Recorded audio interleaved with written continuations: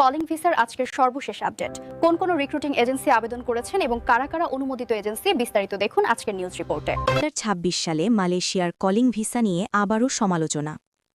Malaysia calling visa নিয়ে বাংলাদেশের প্রবাসী ও আগ্রহী কর্মীদের জন্য আজকের এই আপডেটটি অত্যন্ত গুরুত্বপূর্ণ।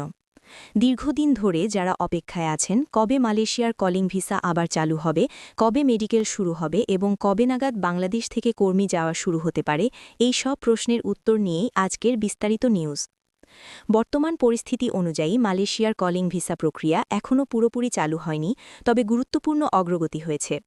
মালয়েশিয়ার সরকার ইতোমধ্যেই বিদেশি কর্মী নিয়োগের জন্য নীতিগত সিদ্ধান্ত নিয়েছে এবং রিক্রুটিং এজেন্সি ভিত্তিক আবেদন প্রক্রিয়া শুরু করেছে।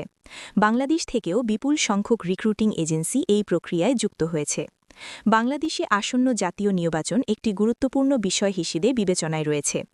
জানা যাচ্ছে 12 তারিখে অনুষ্ঠিতব্য জাতীয় নির্বাচনের পর বাংলাদেশ থেকে কর্মী প্রেরণের প্রক্রিয়া বাস্তব অর্থে শুরু হওয়ার সম্ভাবনা বেশি, কারণ নির্বাচনের আগে বড় পরিসরে সরকারি কার্যক্রম ও আন্তর্জাতিক কর্মী প্রেরণ প্রক্রিয়া সাধারণত ধীর গতিতে চলে।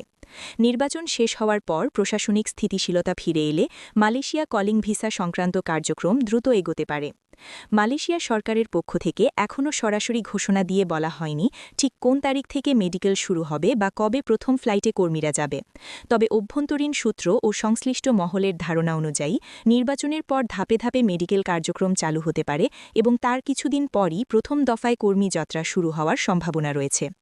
এখানে একটি গুরুত্বপূর্ণ বিষয় পরিষ্কার করে বলা প্রয়োজন, বর্তমানে মালয়েশিয়া কলিং ভিসার জন্য কোনো চূড়ান্ত সময়সূচি বা নির্দিষ্ট ডেট অফিসিয়ালি প্রকাশ করা হয়নি। তাই কেউ যদি নিশ্চিত তারিখ বা শতভাগ গ্যারান্টির কথা বলে, সেটি বিশ্বাস না করাই বুদ্ধিমানের কাজ। সরকারিভাবে সময়কাল নির্ধারণ হলে সেটি সংশ্লিষ্ট দপ্তর, হাই কমিশন বা সরকারি ওয়েবসাইটের মাধ্যমে জানানো হবে। কলিং ভিসা প্রক্রিয়ায় মালয়েশিয়া সরকার